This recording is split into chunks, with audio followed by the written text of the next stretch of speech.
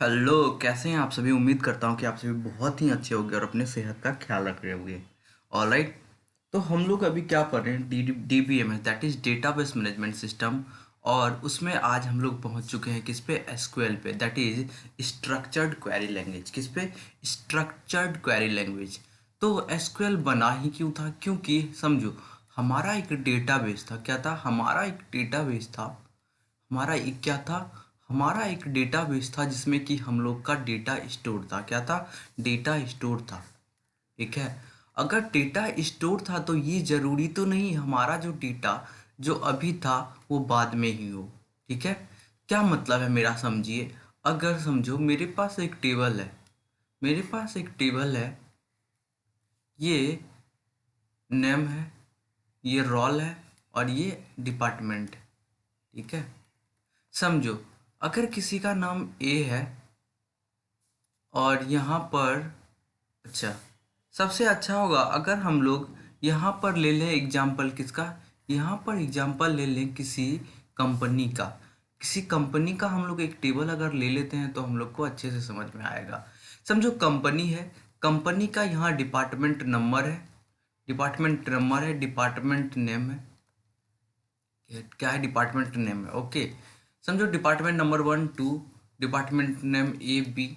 समझो अगर हमको कभी मेरे डेटाबेस में क्या है, ये सारा डेटा क्या है, स्टोर है। अगर हम लोग को कभी ये डेटा ए के जगह हमको इसका नाम बदलकर सी रखना पड़ेगा तो हम लोग क्या करेंगे, एसक्यूएल स्ट्रक्चर्ड क्वेरी लैंग्वेज का यूज करेंगे। ठीक है। वहीं पे अगर समझो आपको चाहिए इसका डेटा तो आप क्या करोगे, अगर आपको चाहिए data, select department name, select department name from, from कहाँ पे, company, where department number equal to 1। ठीक है। तो यहाँ पे आप क्या कर रहे हो, उस डिपार्टमेंट का आप नाम सेलेक्ट कर रहे हो जिसका कि डिपार्टमेंट नंबर 1 है। तो आप क्या कर रहे हो, कुछ अपना डेटा यहाँ से फेच कर रहे हो जो आपको ज़रूरत है। तो बेसिकली यही सब कई यूज के लिए स्ट्रक्चर्ड क्वेरी लैंग्वेज को लाया गया था। ऑलराइट। तो अब स्ट्रक्चर्ड क्वेरी लैंग्वेज के बारे में डिटेल हासिल करेंगे जो कि हमारे एग्जामिनेशन पॉइंट ऑफ व्यू से इंपॉर्टेंट है। ठीक है। देखो सबसे पहली बात तो है कि एसक्यूएल का फुल फॉर्म क्या होता है, वो होता है स्ट्रक्चर्ड क्वेरी लैंग्वेज। ऑलराइट। ठीक है। Which is a computer language for storing, manipulating and retrieving data stored in a relational database, जो मैंने आपको बताया। ठीक है। अब थोड़ा सा जानकारी हासिल कर लेते हैं हिस्ट्री ऑफ एसक्यूएल के बारे में। 1970 की बात है। Doctor Edgar F Ted Codd of IBM is known as the father of relational database. तो यहाँ पे एक और क्वेश्चन बनता है कि फादर ऑफ रिलेशनल डेटाबेस किसको बोलेंगे, डॉक्टर इडजर एफ टेड कॉड। यही जो है, यही क्या है, फादर ऑफ रिलेशनल डेटाबेस हैं। ठीक है। ही described A relational model of database. समझो 1970 में एक रिलेशनल डेटाबेस का मॉडल बना। उसके बाद 1974 में आया स्ट्रक्चर्ड क्वेरी लैंग्वेज अपीयर्ड हुआ। ठीक है। 1978 की बात करें तो IBM जो है work to develop Codd's ideas and release a product name system R. क्या किया, सिस्टम स्लैश आर करके IBM ने इसके कोड के आइडिया को डेवलप करके एक प्रोडक्ट निकाला, सिस्टम आर। 1986 की बात करें तो IBM ने पहला प्रोटोटाइप रिलेशनल डेटाबेस का रिलीज किया जो कि स्टैंडर्डाइज था, किसके द्वारा स्टैंडर्डाइज था, एनसी के द्वारा। ठीक है। The first relational database was release by the relational software which later came to known as Oracle, जो कि बाद में क्या हुआ, ओरेकल के नाम से जाना गया। ठीक है। अब देखो अगर हम लोग एक स्ट्रक्चर्ड क्वेरी लैंग्वेज में कुछ क्वेरी लिखते हैं तो वो कैसे प्रोसेस होता है उसको एक बार थोड़ा समझ लेते हैं। आप लोगों ने यहाँ पे एसक्यूएल क्वेरी लिखा, ये क्या हुआ, क्वेरी लैंग्वेज प्रोसेसर में गया, इसके पास क्या है, पार्सर ऑप्टिमाइजर है। ठीक है। क्या है, पार्सर ऑप्टिमाइजर। यहाँ बेसिकली क्या काम होता है कि हमारे हमारे जो भी हम लोगों ने क्वेरी लैंग्वेज लिखा वो ग्रामर के अकॉर्डिंग सही है कि नहीं है। ठीक है। यहाँ पे ये सब काम होता है। उसके बाद हो गया DBMS इंजन में, यहाँ पर फाइल मैनेजर और ट्रांजैक्शन मैनेजर काम कर रहा है। और लास्टली ये क्या हुआ, फिजिकल डेटाबेस में जाके स्टोर हो गया। तो इतना स्टोर हो गया, या फिर यहाँ से डेटा क्या हो गया, यहाँ से डेटा रिट्रीव हो गया, स्टोर हो गया, रिट्रीव हो गया। ठीक है। मैनिपुलेट कर लो। ठीक है, ये सारा जो इम्पोर्टेंट काम है वो हम लोग स्ट्रक्चर्ड क्वेरी लैंग्वेज से बेसिकली करते हैं। ऑलराइट, ठीक है, ओके। अब देखो इम्पोर्टेंट क्या है कि यहाँ पे नल नल के बारे में बहुत सारा कन्फ्यूजन सबके दिमाग में रहता है, तो नल के बारे में कन्फ्यूजन आज खत्म करते हैं और देखते हैं नल क्या होता है। क्या है कि a null value in a table is a value in a field that appears to be blank which means a field with a null value is a field with a no value. ठीक है, यहाँ पे ये important है समझना कि null value different है zero से। जीरो से क्या है, डिफरेंट है। और फील्ड दैट कंटेंस स्पेस, और ऐसा फील्ड जिसमें कि स्पेस है उससे भी डिफरेंट है। ठीक है, मतलब बेसिकली तब है क्या नल। नल एक नल जो समझो, अगर मेरे ये टेबल है, ये मेरा टेबल है, यहाँ पे नल है। अगर नल यहाँ पे रखा गया तो इसका क्या मतलब है, इसको हम लोग जानबूझकर one that has been left blank during a record creation, इसको छोड़ा गया है रिकॉर्ड क्रिएशन के टाइम में। पर ये ना तो जीरो है, ना इस ना स्पेस है। ठीक है, ठीक है, समझ रहे हो। ओके, तो इसका बेसिकली मतलब है क्या है कि ये तो अभी वैल्यू नहीं है, बट क्या हो सकता है, बाद में वैल्यू उस फील्ड में आ सकता है, यही है नल। अब देखो हमारे पास कुछ क्या होते हैं, हमारे पास कुछ कंस्ट्रेंट होते हैं एसक्यूएल में, उसको समझने की कोशिश करते हैं। पहला है not null. Not null ensure करता है कि कॉलम क्या नॉट है ना नल वैल्यू, कि नॉट वैल्यू कॉलम में नहीं हो, that ensures what, not null. Default की बात करें तो अगर आप किसी फील्ड में, किसी एट्रीब्यूट में अगर आप एक डिफ़ॉल्ट वैल्यू डालना चाहते हो तो आप अपना कंस्ट्रेंट क्या लगाओगे, डिफ़ॉल्ट। यूनिक की बात करें तो it ensures that all values in the column are different. ये इंश्योर करता है कि आपका सारा वैल्यूज क्या है, कॉलम में डिफरेंट हो, एक दूसरे से मैच नहीं करे। प्राइमरी की क्या करता है, यूनिकली आइडेंटिफाई करता है इस रिकॉर्ड या row in the database table. Foreign key क्या करता है, uniquely identify row record in another database table. मतलब एक टेबल को जब हम लोग दूसरे टेबल से ज्वाइन करते हैं तो इसका हम लोग यूनिकली आइडेंटिफाई कर सकते हैं, क्या, रिकॉर्ड या रोज। वहीं चेक की बात करें तो चेक क्या करता है, check constraint ensure that all values in column satisfy certain condition. क्या करता है कि अगर आप समझो कोई कॉलम, कोई मतलब बनाना चाह रहे हो, समझो आपका क्या है कि आपका ईमेल है एक फील्ड, क्या है, ईमेल एक फील्ड।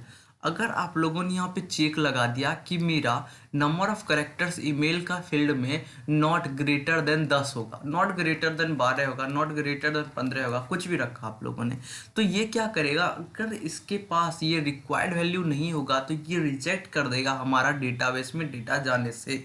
तो हम लोग को इंश्योर करता है चेक की कि हमारे कंडीशन के अकॉर्डिंग हमारे डेटाबेस में डेटा जाए। ठीक है, इंडेक्स की बात करें तो it is use to create and retrieve data from the database very quickly. तो हम लोग इंडेक्स को डिटेल में पढ़ेंगे तब हम लोग जानकारी हासिल करेंगे। फिलहाल के लिए ये एक ऐसा इंडेक्स, एक ऐसा स्क्वेल में, स्ट्रक्चर्ड क्वेरी लैंग्वेज में, सिक्वल में होता है कि हम लोग, अगर हम लोग को क्विकली डेटा रिट्रीव करना है तो हम लोग इंडेक्स का यूज करेंगे। ठीक है, ओके, आगे चले। ऑलराइट,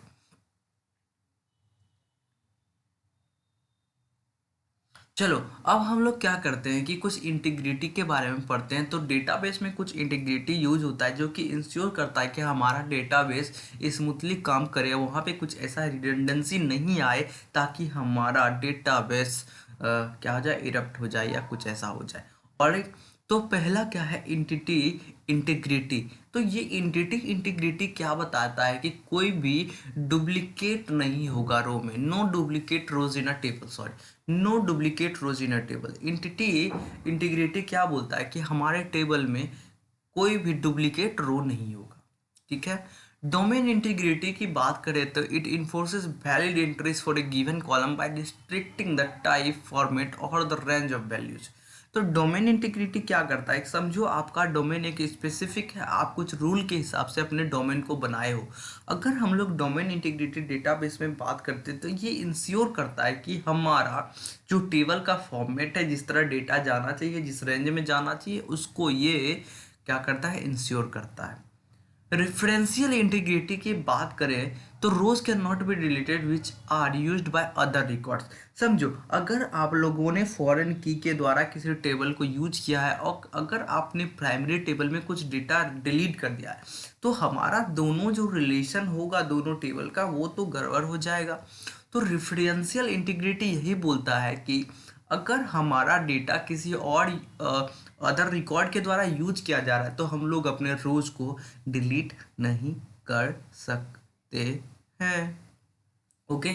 वहीं पे अगर चौथे नंबर यूजर डिफाइंड इंटीग्रिटी की बात करें तो it enforces some specific business rules that do not fall into entity domain और रेफरेंशियल इंटीग्रिटी। तो अगर हमारा ऊपर के तीनों में जो इंटीग्रिटी नहीं आता है, अगर हम एक स्पेसिफिक इंटीग्रिटी को अप्लाई करना चाहते हैं तो we use the user defined integrity. इसको क्या करते हैं, बिजनेस रूल्स भी बोल सकते हैं। ओके, आगे चलते। तो एसक्यूएल में क्या होता है, सिंटैक्स होता है। क्या होता है, सिंटैक्स होता है कि हम लोग अपने क्वेरी को कैसे लिखते हैं। हर एक प्रोग्रामिंग लैंग्वेज में होता है सिंटैक्स, तो यहाँ भी क्या होता है कि सिंटैक्स होता है इसका। ठीक है। तो SQL is followed by unique set of rules and guidelines called syntax. मतलब हम लोग स्ट्रक्चर्ड क्वेरी लैंग्वेज को ऐसे ही तो नहीं लिख देंगे, उसके लिए कुछ रूल्स होगा जो कि हमको फॉलो करना पड़ेगा। ठीक है। अब देखो, एसक्यूएल का स्टेटमेंट जो है वो स्टार्ट हो सकता है सेलेक्ट से, इंसर्ट से, अपडेट से, डिलीट से, ऑल्टर से, ड्रॉप से, क्रिएट से, यूज से, show, and all the statements and with the semi column. Important है कि हर एक स्टेटमेंट एसक्यूएल में सेमी कॉलम से ही एंड होगा। ठीक है। अब देखो यहाँ पे इंपॉर्टेंट है, आपसे क्वेश्चन पूछ लेगा कि एसक्यूएल बताओ केस सेंसिटिव है या इनसेंसिटिव। तो एसक्यूएल जो है वो केस इनसेंसिटिव है। इसका क्या मतलब, अगर आप यहाँ पे SELCT सेलेक्ट लिखते हो स्मॉल में, यार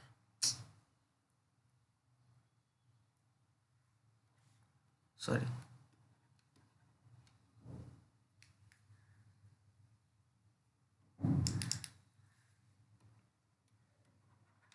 एक मिनट रुकिए।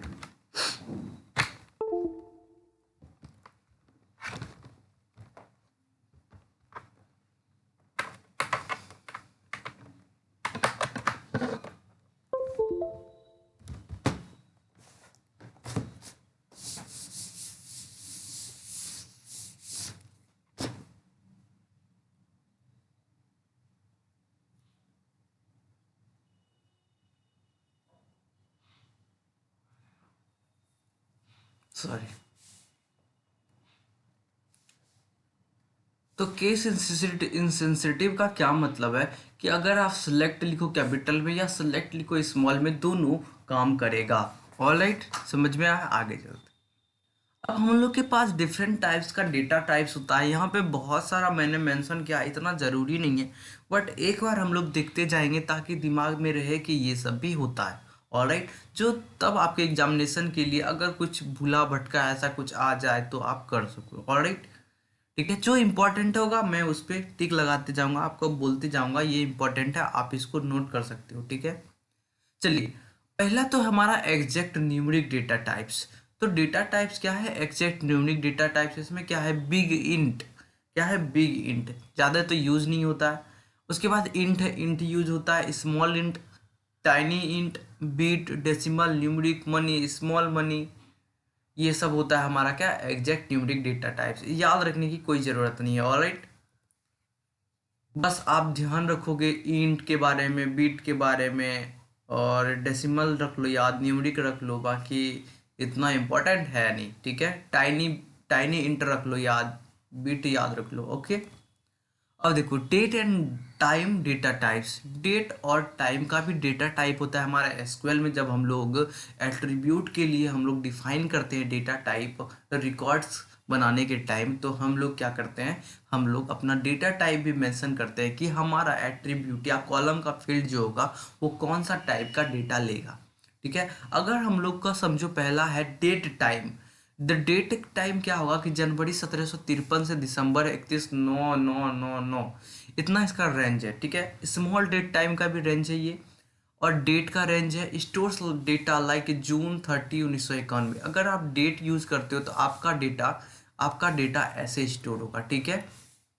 अगर आप टाइम यूज करते हो तो स्टोर से टाइम ऑफ डे लाइक इस तरह आपका होगा स्टोर डेटा, अगर आप टाइम डेटा टाइप यूज करते हो तो।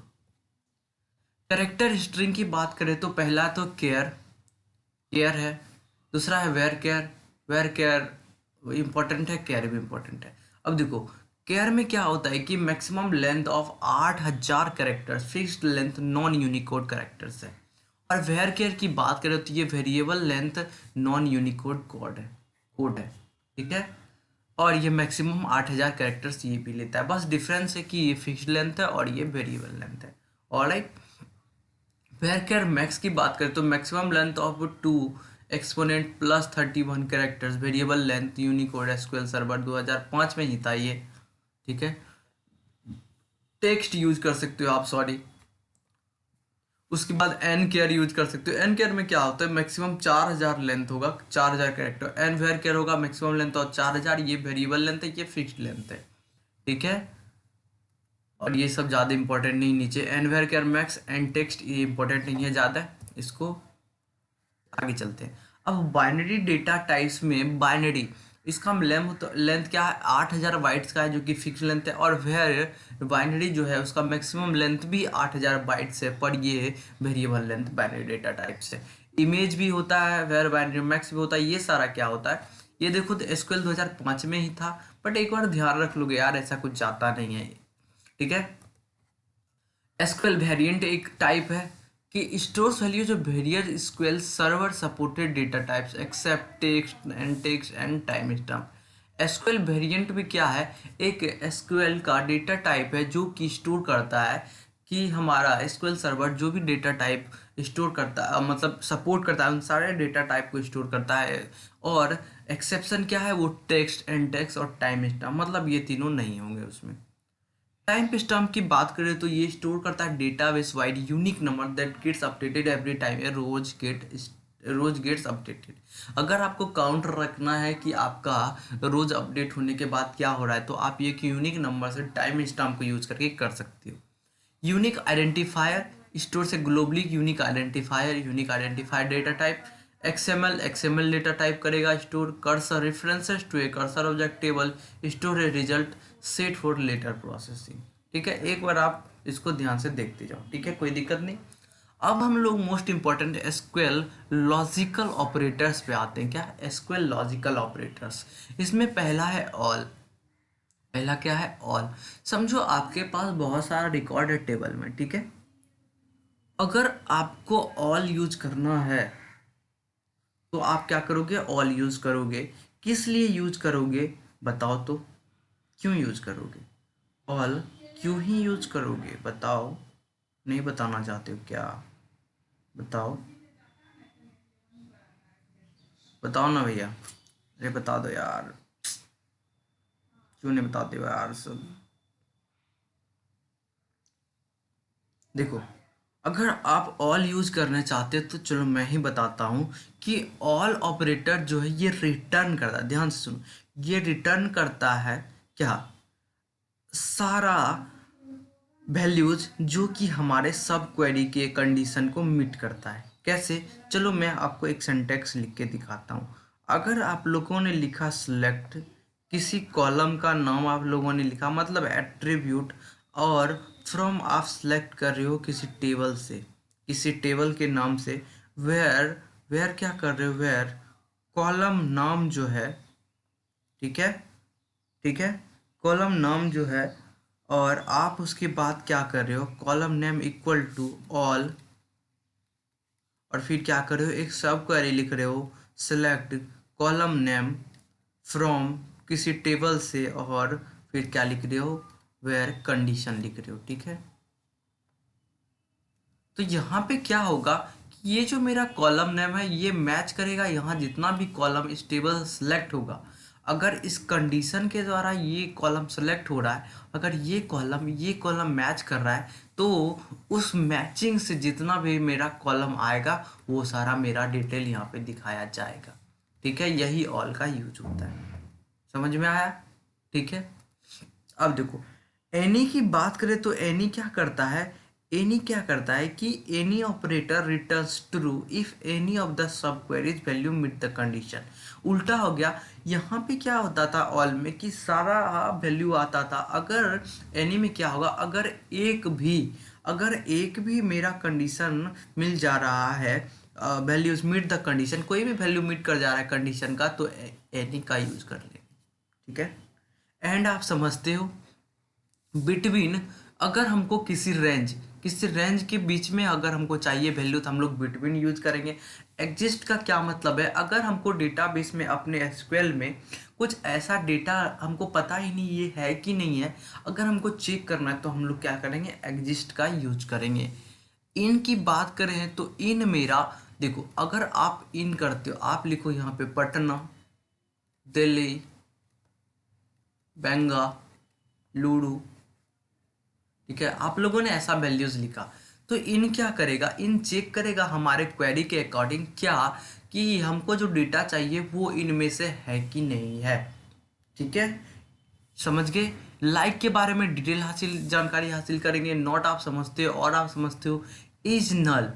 इज नल क्या है, कि नल होगा कि नहीं होगा, ये एक बाइनरी मतलब बुलियन टाइप का क्या करेगा, रिजल्ट रिटर्न करेगा। यूनिक को मैंने आपको पहले ही बताया। ऑलराइट, आगे चलते। अब हम लोग को क्या करना है, अगर हम लोग समझो एसक्यूएल क्वेरी इसी तरह लिखा जाता है, अगर आप लोग को क्रिएट करना है कोई database, test DB, that is test database, तो आप कैसे लिखोगे, आप लिखोगे कीवर्ड क्रिएट और लिखोगे डेटाबेस, फिर अपने डेटाबेस का नाम लिखोगे जो आप अपना डेटाबेस बनाना चाहते हो। आप लोगों ने डेटाबेस बना दिया, अगर आप डेटाबेस शो करना चाहते हो आप लिखोगे शो डेटाबेसेस। ओके, अगर आपको ये डेटाबेस बनाने के बाद ड्रॉप करना है तो आप कीवर्ड लिखोगे ड्रॉप डेटाबेस और उस डेटाबेस का फिर नाम लिखोगे। इंपॉर्टेंट है, आप इसको ध्यान में रखेंगे। ऑलराइट, ओके, कोई दिक्कत नहीं, आगे चलते। अब देखो इम्पॉर्टेंट है, मोस्ट इम्पॉर्टेंट है कि आप एसक्यूएल में टेबल कैसे बनाते हो। ठीक है, तो आप क्या लिखते हो, क्रिएट कीवर्ड लिखते हो, फिर टेबल लिखते हो, फिर जो भी टेबल बनाना है उस टेबल का आप यहाँ पे नाम लिख देते हो। उसके बाद आपको जो भी एट्रीब्यूट कॉलम का नाम चाहिए आप लिखते हो, फिर कॉलम का ये, फिर उसका डेटा टाइप, फिर दूसरा कॉलम, कॉमा देके फिर डेटा टाइप, इसी तरह आप करते जाते हो। अगर आपको प्राइमरी की है तो आप प्राइमरी की का कीवर्ड लिखते हो, उसके बाद जो भी कॉलम आपको प्राइमरी की बनाना है उसको इसमें डैश डैश डाल के डालते हो। ठीक है, तो मेरा क्या हो जाता है, और लास्ट में एक सेमी कॉलन लगाते हो और आप इंटर डालते हो, तो आपका क्या लिख के आता है, टेबल क्रिएटेड। क्या आता है लिख के, टेबल क्रिएटेड, मतलब आपका टेबल बन चुका है। ठीक है, अब देखो अगर आप लोगों ने टेबल बना लिया, अगर यहीं पे ड्रॉप करना चाहते हो तो आप क्या लिखोगे, ड्रॉप कीवर्ड टेबल और टेबल का नाम, तो आपका वो टेबल ड्रॉप हो जाएगा।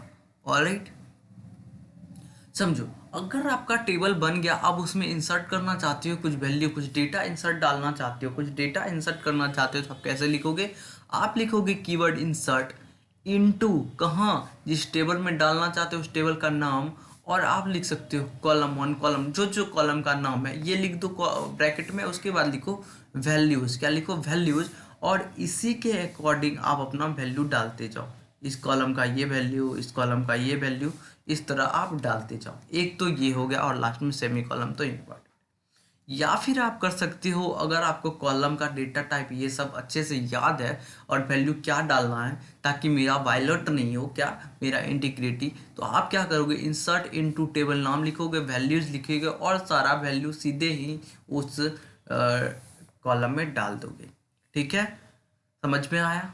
ओके, समझो अगर आपका पहले से कोई टेबल बना हुआ है, आप देखना चाहते हो उस टेबल का डिस्क्रिप्शन क्या है, उस टेबल का स्ट्रक्चर क्या है, तो आप क्या लिख सकते हो, DESC, डिस्क्रिप्शन का ये कीवर्ड है एसक्यूएल में, और आप उस टेबल का नाम लिख दो, तो DESC कस्टमर्स आप लिखोगे तो उस टेबल का पूरा स्ट्रक्चर आपके स्क्रीन के सामने आ जाएगा। ठीक है, कोई दिक्कत नहीं, आगे चलते हैं।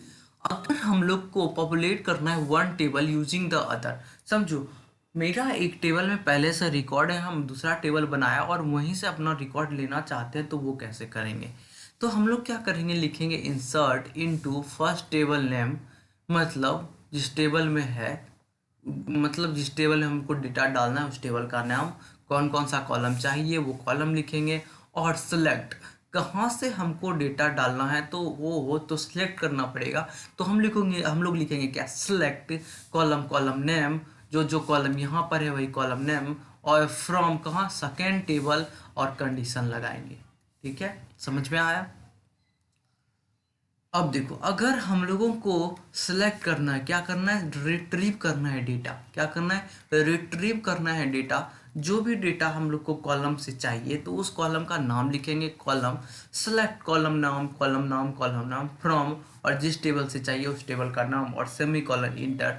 तो समझो अगर हमारे पास स्टूडेंट में सिर्फ रोल और नेम चाहिए होगा तो हम लोग क्या करेंगे, select role name from, table का नाम क्या, स्टूडेंट करेंगे तो हमारा बस यही दोनों रो का क्या, यही दोनों एट्रीब्यूट का रोज आ जाएगा, मतलब रिकॉर्ड्स आ जाएगा। Alright, okay. वही है select ID name salary from customer, same है जो मैंने आपको अभी बताया।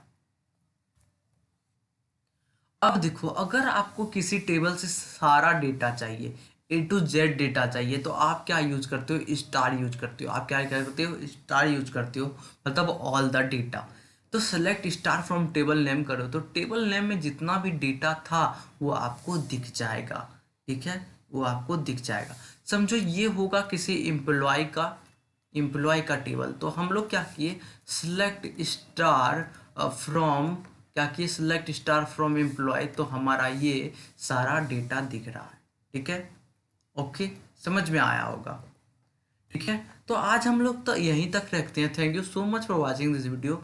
अगर आप नए हैं तो क्या करो, प्लीज़ सब्सक्राइब कर लो चैनल को, और अपने दोस्तों के साथ शेयर करो जो भी KVS केंद्रीय विद्यालय के एग्जामिनेशन की तैयारी करते हैं, या जो भी कंप्यूटर साइंस टीचर बनने के लिए तैयारी करते हैं, TGT PGT लेवल के, या फिर कोई भी बैंकिंग प्रिपरेशन करते हैं, वहाँ पर आपको कंप्यूटर लिटरेसी पढ़ना है तो उन सारे दोस्तों के साथ शेयर करो। ये बहुत ही अच्छा कोर्स है, फ्री ऑफ कॉस्ट। और अगर आपको कुछ डाउट है तो क्या, टेलीग्राम को ज्वाइन कर लो, जो कि आपको लिंक डिस्क्रिप्शन में मिल जाएगा। वहाँ पे हमसे बहुत सारे जुड़े हुए हैं, आप अपना प्रॉब्लम वहाँ पे डायरेक्ट शेयर कर सकते हैं। We will solve your queries. Alright, thank you so much for watching this video. Bye bye, take care.